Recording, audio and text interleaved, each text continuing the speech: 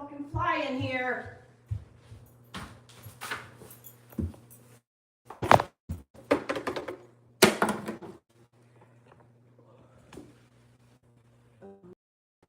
Be careful with this roller in your hand.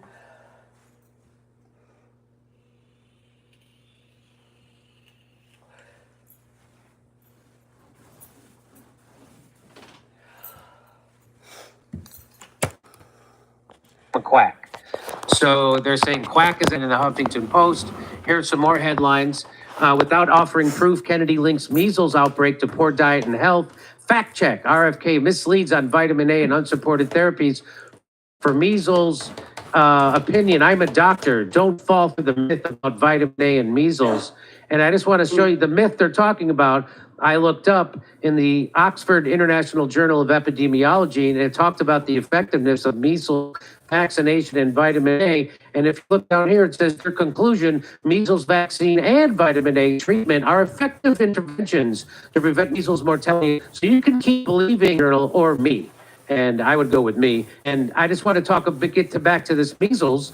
Even the big charlatan, my favorite American Indian, Elizabeth Warren, she was measles in the United States was, quote, not unusual. Really?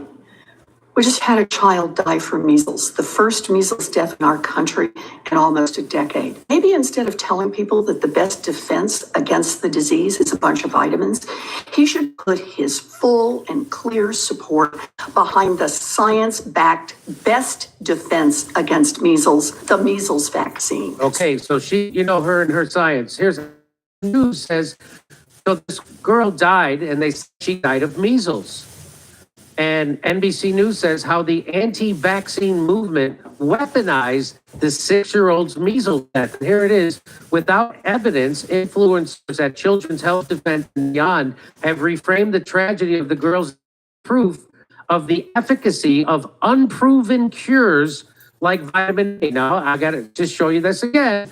It is the conclusion. It's effective, but this is NBC News. Remember, people who lie to you about war, lie to you about Ukraine, lie to you about Syria, Libya, COVID, now they're lying to you about measles. And they say it's an unproven and it's a maltreatment. They say a maltreatment. Okay, now I'm going to bring in Dr. Pierre Corey. Now, Dr. Pierre Corey, did that girl die from measles? Absolutely not. Sorry to get the truth in the way of their propaganda, but let me say this, Jimmy. First of all, I want to give credit to Children's Health Defense, an incredible organization. They actually, Brooker, one of their chief scientific officers, tried to find out kind of what was really happening and how they could help with, along with a local doctor down there named Ben Edwards.